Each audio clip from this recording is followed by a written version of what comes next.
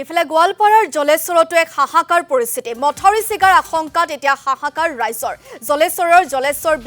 বিলৰ গাঁৱত মথাউৰি ৰক্ষাৰ চেষ্টা কৰিছে শহৰ ৰাইজে উজাগৰি নিশা কটাইছে আতংকিত ৰাইজে কাম কৰিবলৈ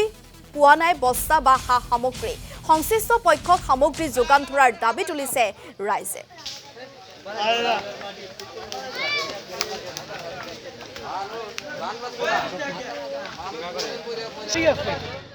স্থিতি হৈছে মাথাউৰিৰ পৰা মানে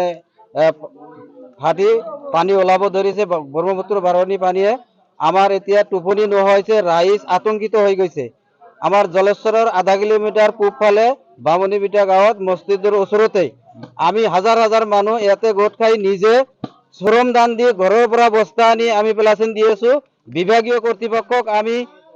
৩-৪ বাৰ মই নিজে ফোন কৰিছো 2 ঘণ্টা ধৰি ফোন কৰিছো বিভাগীয় কৰ্তৃপক্ষৰ জলসিঞ্চন বিভাগৰ মানুহ এতিয়ালৈকে ইয়াত আহি পোৱা নাই কোনো বস্তু বাহিনী আমি দিয়া নাই আমি বিনম্ৰভাৱে অনুৰোধ কৰিছো যে আমাক বস্তুখিনি সাপ্লাই দিয়ক আমি ৰাইজে ইয়াতে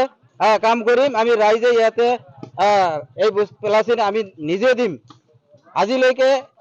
এতিয়ালৈকে আমাৰ কোনো জলসম্পদ বিভাগৰ বা বিভাগীয় কৰ্তৃপক্ষৰ কোনো মানুহ অহা নাই মই বিভাগীয় কৰ্তৃপক্ষক বিনম্ৰ অনুৰোধ জনাইছো আৰু চৰকাৰক অনুৰোধ জনাইছো আমাৰ মানুহ এতিয়া টোপনি নোহোৱা হৈ গৈছে আমাৰ মানুহ আতংকিত হৈ গৈছে এইখন মাথাউৰি ছিঙিলে কিমান হাজাৰ হাজাৰ মানুহ যে জীৱন নাশ হ'ব আমাৰ এইটো জীৱন ৰক্ষাৰ স্বাৰ্থে আমি চৰকাৰক বিনম্ৰভাৱে অনুৰোধ জনাইছো যে আমাৰ এইটো ইমিডিয়েট আমাৰ এই মাথাউৰিৰ কামখিনি